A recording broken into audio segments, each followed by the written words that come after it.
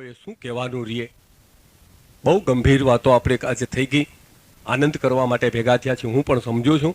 અને આટલી જ ગંભીર, આટલી જ માનવ હૃદયની વેદનાની વાતો ચરમસીમાએ વેદના પહોંચે અને રુદનની તૈયારી હોય ત્યારે જે માણસ હસી શકે, એ માણસ સમાજને કંઈક આપી શકે. અને એવો આપણી પાસે એક કલાકાર છે, એક જીભે જેનું નામ લેવાય એમ છે, એ છે મુરબ્બી શાહબુદ્દીનભાઈ રાઠોડ. જિંદગી છે મિજાજે મિજાજે, જુદી બંદગી છે નમાજે નમાજે, છેક સમુંદર થયું એટલે શું, જુદા છે મુસાફિર જહાજે જહાજે. છે જીવન જેમ જુદા છે કાયાય જુદી, છે મોત જુદા જનાજે જનાજે. હટી જાય ઘૂંઘટ ઢળી જાય ઘૂંઘટ, જુદી પ્રીત જાગે મલાજે મલાજ. કાર્યક્રમો તો ઘણા થાય છે, પણ નટુભાઈ કીધું એમ અનોખો કાર્યક્રમ છે. સાચા અર્થમાં જેને કયો ને ડાયરો, એવો આ કાર્યક્રમ છે. અને જેમાં હૃદયની વાણીની અભિવ્યક્તિ થાય છે. કરુણ થઈ ગયું છે વાતાવરણ. સારી કન્યા હોય ને સુકન્યા કહેવાય, સારા વરને સુવર ન કહેવાય. એટલે જેવો સમાજ હોય એવી વાતો લઈ આપણે. અને આમ તો અમારું કામ જ મજાક કરવાનું છે ને, અને એમાં સૌથી પહેલાં જો નજરે કોઈ ચડતા હોય તો રાજકારણીઓ ચડે. એમની હિંમતને દાદ દીધા વગર નથી રહી શકાત. આ પ્રધાન માંદા પડે, અમારા અનબા કાકા માંદા પડ્યા ને તે શી ખબર કોઈને જાણ નહોતી કરી, પણ જે બસ આવે જે ગાડી આવે એમાં મહેમાન મીંડ્યા ઉતરવા. એટલે અમારે અનબા કાકા કે શિવા મહારાજ આ દરદ નહીં મારે, મહેમાન મારી નાખશે. તે વળી અમારે શિવા મહારાજે કે વેવાઈને રહોળી થઈ તઈ તમે મહિનો નહોતો ટૂંકો કરી આવ્યા. પણ પ્રધાન માંદા પડ્યા તે હગા હાઈ ભેગા થઈ ગયા. આવું ને એમ કે જે 15-20 દિલ દુબાકો માર્યો એ, અને એની બુદ્ધિ પ્રમાણે પાછા ચર્ચા કરે. ઓલા કે આ માંદા પડ્યા તે એમના છાતીના ફોટા પાડ્યા. ઓલા કે છાતીના તો તમે કહો છો, મગજના હોત પાડ્યા. તો મગજના ફોટા પાડ્યા તો કે હા કંઈ આવ્યું, તો કે ના કાંઈ ન આવ્યું.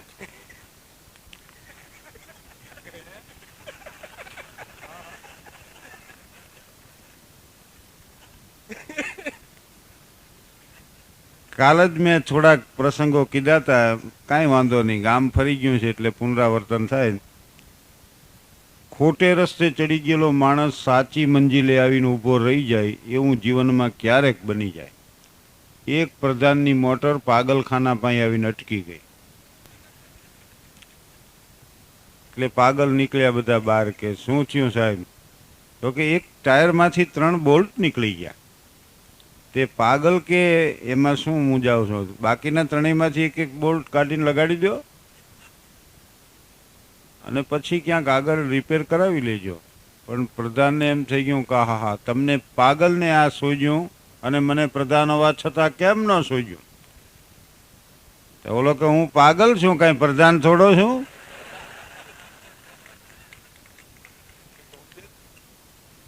અને એ દુકાળનું વરસ, અને એમાં વળી પાણી ક્યાંય મળે નહીં. ગામને પાદરી નદીને કાંઠે વીડો ગાળીને બહેનો પાણી ભરે, અને આખું ગામ પાણી ભરે તોય ખૂટે નહીં એવો વીડો.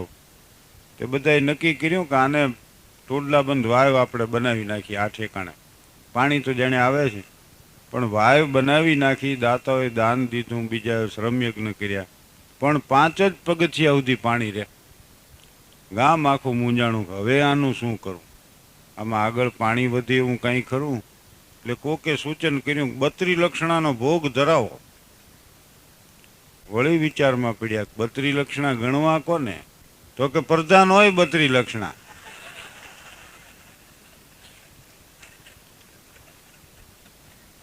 અને એમાં કોકે સમાચાર આપ્યા કે અહીંથી સાહેબ નીકળવાના હમણાં. અને માણા જે ઉપડ્યું ઉમળકા ભેર, આ જાજો સમૂહ ભાળ્યો ને તો ખુશ થઈ ગયા, કારણ કે ભાષણના બહુ શોખીન હોય અને ઉદ્ઘાટનના એટલા શોખીન હોય. ઘણા તો જબાના ખિસ્સામાં કાતર લઈને ફરે,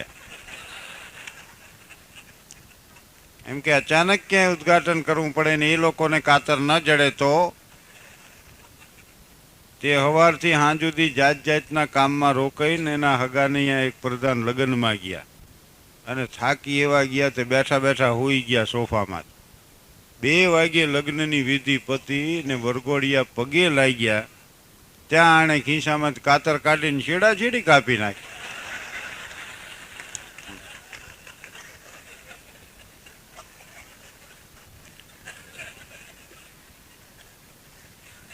એટલે અહીંયા સમૂહ ભાળ્યો તો આમને એમ કે ઉદ્ઘાટન હોય તો કરતા જઈ, અને ગામના એવા પહોંચેલ વાય સુધી લઈ આવ્યા ત્યાં સુધી કીધું નહીં. અહીંયા આવીને કે આમાં આપણો ભોગ ધરાવવાનો છે. પ્રધાન સાહેબ કે હું મહાન કાર્યો કરવા જન્મ્યો છું, તો કે આ મહાન કાર્ય જ છે, આખા ગામનું દુઃખ દૂર થઈ જાય. અને પછી તો માણસનો સમૂહ છે ને એમાં એક જણો આવીને ચોખા તોડી ગયો ને ચાંદલો કરી ગયો ને કોક વળી નાળિયેર પકડાવી ગયો ને ધક્કાવીને ઉતાર્યા અંદર. પણ પ્રધાને 5મા પગથિયે પગ મૂક્યો, પાણી 4થા પગથિયે વયું ગયું. આમણે 4થા પગથિયે પગ મૂક્યો, પાણી 3જા પગથિયે ગયું. વળી આખું ગામ મૂંઝી ગયું કે ભાઈ હવે જે કંઈ કરો ને એ જોઈ વિચારીને કરજો. આ ગામના ભાગમાંથી વીડો ટાળીને જાય છે.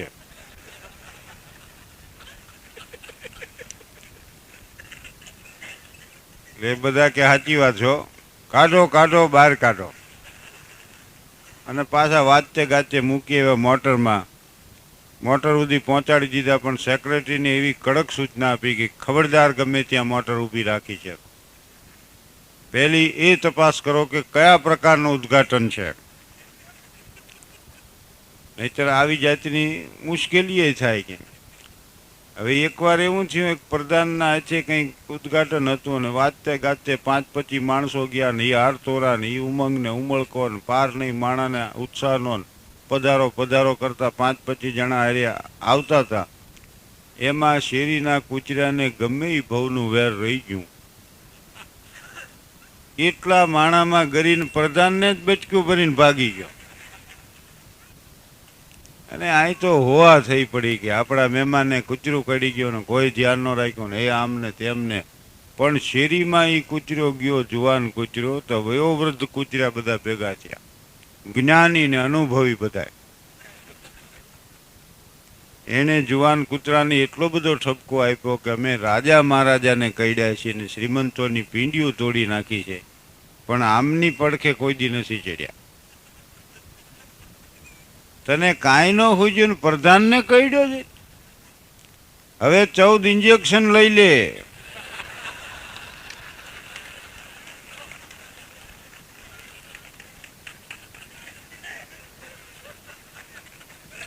નહીતર મરી જઈશ ભાષણ કરી કરી. હવે તું મરે એનો વાંધો નહીં, અમને હારે લેતો જઈશ, કારણ કે તું ભાષણ કરીશ ની ઓડિયન્સ જોઈશે ને સામે. હવે કૂતરાએ માન્યું નહીં, કર્યો હોસ્પિટલમાં દાખલ. પણ ડૉક્ટરને ભાડે ત્યાં ભાવ ભાવ કરીને કઈડવા દોડે અને નર્સને ભાડે ત્યાં પૂંછડી પટપટાઈને અલગોઠિયા મંડે ખાવા.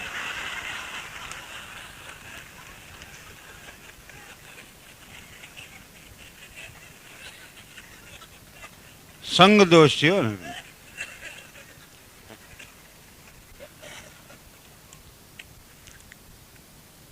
અમારો વર્ગ જે રહ્યો બીજા વર્ગની મજાક કરતા હોય ત્યાં અમારો વર્ગ બકાત નથી હો શિક્ષકોનો. આ એક અહીંયા અત્યારે ઓડિયન્સમાં હશે ઘણા સાહેબો. તે મુલા નસરુદ્દીન એકવાર રસ્તામાંથી જતા હતા તે સામે એક શિક્ષક નાના બાળકોને લઈને મળ્યા. હામાં ક્યાં લઈ જાઓ છો? મુલાએ પૂછ્યું. તો કે આ દુકાળનું વરસ છે, વરસાદ વરસતો નથી, આ નાના બાળકોને હું મસ્જિદમાં લઈ જાઉં. આ માસૂમ બાળકો અલ્લાહની ઇબાદત કરશે અને આમની ઇબાદત સાંભળીને ખુદા વરસાદ વરસાદ. મુલા કે આ બાળકોની પ્રાર્થના ખુદા કોઈ દી નહીં સાંભળે. તો કે માસૂમ નિર્દોષ બચ્ચાઓની પ્રાર્થના ખુદા નહીં સાંભળે? તો કે આમની પ્રાર્થના ખુદાએ સાંભળી હોત ને એકેય માસ્તર જીવતો ન હોત.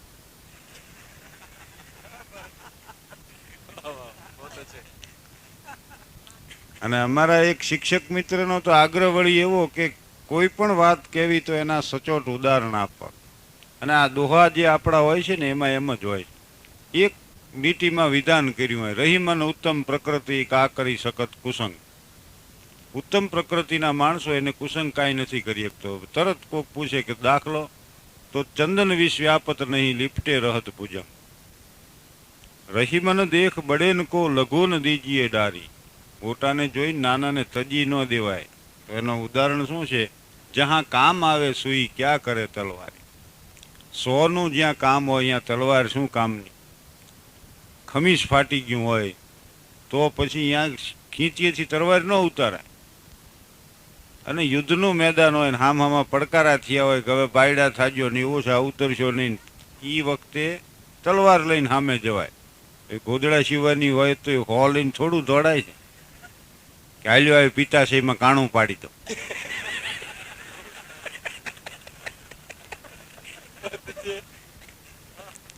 અને ગમે તે વાત કરવી હોય ને તો એને એ ઉદાહરણથી બહુ સ્પષ્ટ થઈ જાય. દાખલા તરીકે એમ કે આ સમાજ એવો છે કે નિર્બળ હોય ને એને પાડી દે અને શક્તિશાળી હોય ને એને સહકાર આપવા તોડે. દાખલા તરીકે તો નાનકડો દીવો હોય ને પવન બુજાવી દેજો, અને મોટી આગ હોય તેને ફેલાવી દે ચારે પર. તો બને છે તો લખપતિ હોય એને વળી કાપડવાળા પૂછે કે તમારે ઉધાર જોતો હોય લઈ જાય. એને કેવો ગમે એટલું બિલ હોય તો વાંધો નહીં, પૈસા આવે ન આવે, એટલે જરૂર એને છે કે ઓલાને છે.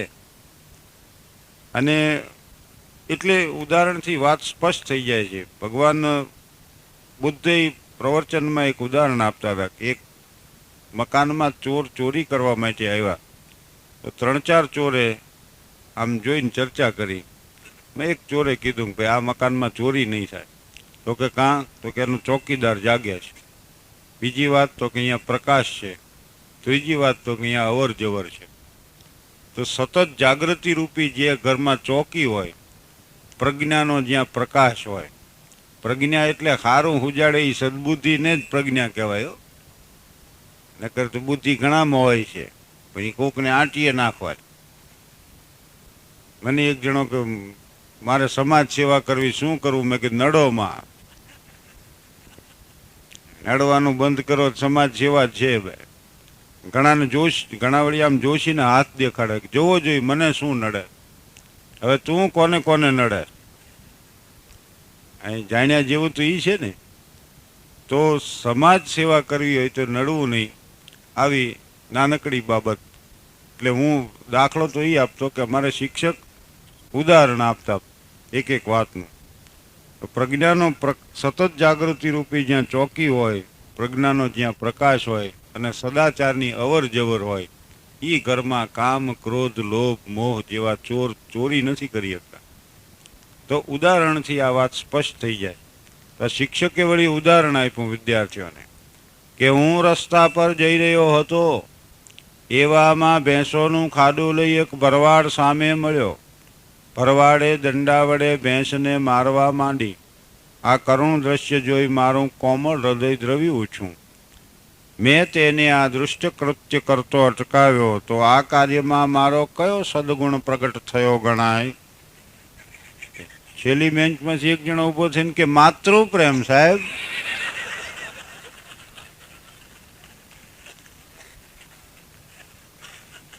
એટલે આવું થાય. અમારા એક શિક્ષકને વળી હમણાં વસ્તી ગણતરીમાં ગામડામાં જવાનું આવ્યું તો ઓલા ગામડાવાળા કે જો સાહેબ કોઈ વાહન નથી જતું, ઘોડા માથે બેસીને જવું પડશે. તમને ઘોડે બેસતા આવડે છે? તો શિક્ષકે હા, અશ્વ વિશેનું સમગ્ર સાહિત્ય મને ઉપલબ્ધ છે. રાણા પ્રતાપના ચેતક વિશે હું જાણું છું. સિકંદરના બ્યુસેફેલોસ વિશે મેં વાંચ્યું છે. ઘોડેસવારીનો નિયમ એવો છે કે ચિત્તને સ્વસ્થ રાખવું, કાનસોરી સમક્ષ નજર રાખવી, આગળથી રોકવું, પાછળથી આંકવું.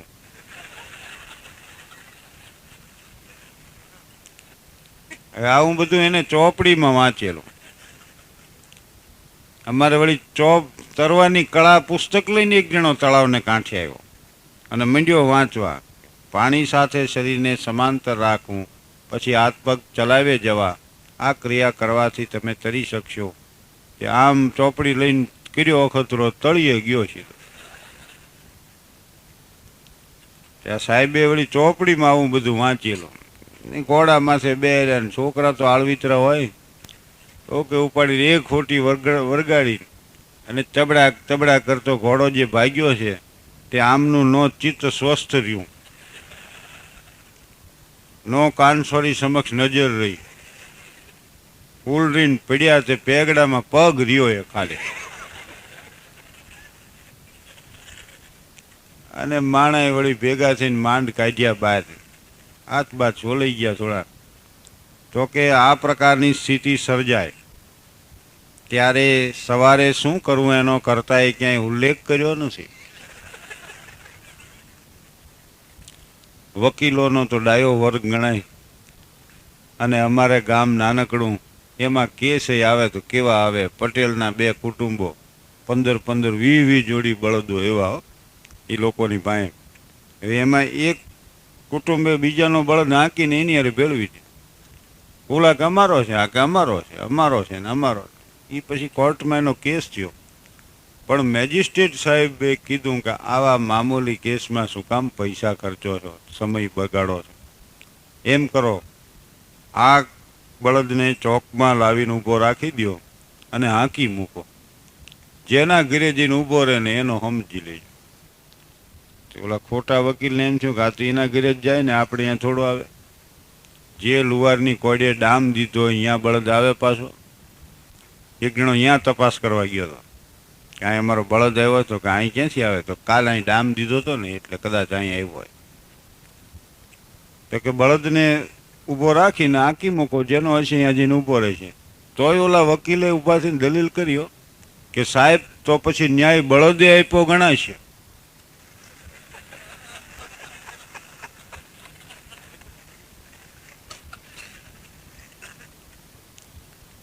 અને આ સ્વર્ગ અને નર્ક જે છે ને, સ્વર્ગનો રસ્તો આમ તો નરકમાં થઈને જાય. મજબમાં વળી પાછી એક વચ્ચે એક બરઝકની દિવાલ છે. એ ઘણા માણસો એવા હોય કે એકેય કોર મોકલ્યા જેમ ન હોય. એક